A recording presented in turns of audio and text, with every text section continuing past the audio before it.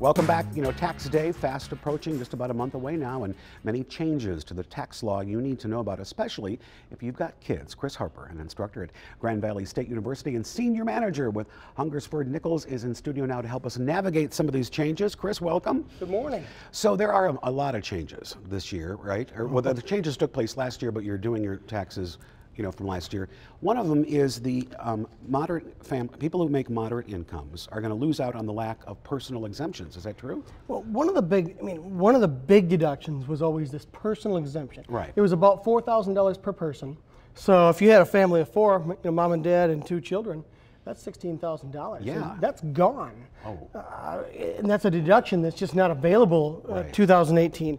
But the standard deduction pretty much doubled, nearly doubled for every filing status. So what's really happening is, let's say that you formally itemize deductions. Right. You may not be itemizing anymore. Because it went from what, 8 to 16? What was the difference with personal? Well, you know, talking about families with children, it went from a little over 12,000 to about 24,000. Okay, gotcha. And I'm sure in a future segment we'll talk about some itemized deductions. Right. But a lot of people simply will not need to go through the hassle of itemizing. And what about the child tax credit? That's a good thing. You like that's see, this higher, is, right? Yes, this is like the bad news, good news tax law. And yes, it's higher. It doubled. So the child tax credit used to be $1,000 per child. Now it's $2,000. Okay. And then the icing on the cake is this: the child tax credit used to phase out at really relatively moderate incomes, let's say a little over $100,000. Right. And now that phase out, for example, for a joint return is $400,000. Oh. So there are a lot of people who formerly didn't even get the full benefit of the child tax credit, and watch it start to become available to them. Now, something about the new tax law too, teenagers are going to do better this year, is that true? Teenagers and maybe college students? Quite likely. So they probably weren't getting the benefit of a personal exemption deduction anyway. That's what it is. Because mom or dad or somebody else may have been claiming them on the tax return. And so that's kind of a non-issue for them. And now the increased standard deduction can only benefit them. Plus the tax rates are lower, and that really also does kind of benefit the high income families as well. Is there anything people can do like right now for, you know, so a year from now, they don't run into any trouble? Sure. People are filing. I don't know if you've filed yet. You may have. I haven't. Mine is one of the last returns to get filed, as you can imagine. Right, yeah. But if you don't like the surprise that you got, you know, when you met with your tax person, then it's time to change your W-4 form right now.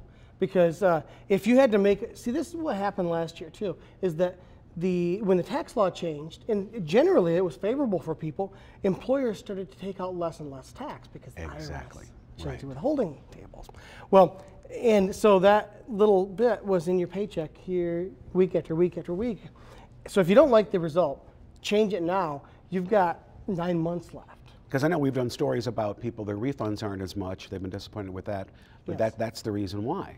Yes, and you got to remember that the tax return, your ultimate refund, or if you owe, is really the result of a lot of moving pieces that boil down to that one number.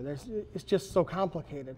But generally speaking, if you don't like the result now, make the change on your W-4 so that you have almost an entire year. And you mentioned earlier too, people may not need to itemize today because of these new. They may not. Yeah. Their tax return will be simpler unless you have things like a business or investments, or if you sold some stocks or bonds. There are definitely things that can make it more complicated, but for a lot of taxpayers it is a little simpler now. So it's simpler, and for many people it's better, right? I think what you need to do is look at your overall tax bill. Gotcha. I mean, even if you got a surprise and you owe money with your tax return, I would still wonder if somebody had a lower overall tax liability. Yeah. All right. Well, just a reminder that these are general tips and advice, and if you've got any questions about your specific situation, please contact a financial advisor, and you can find all of these tips on our website right now at 13onyourside.com. Thank you, sir, very much. Appreciate it. The 13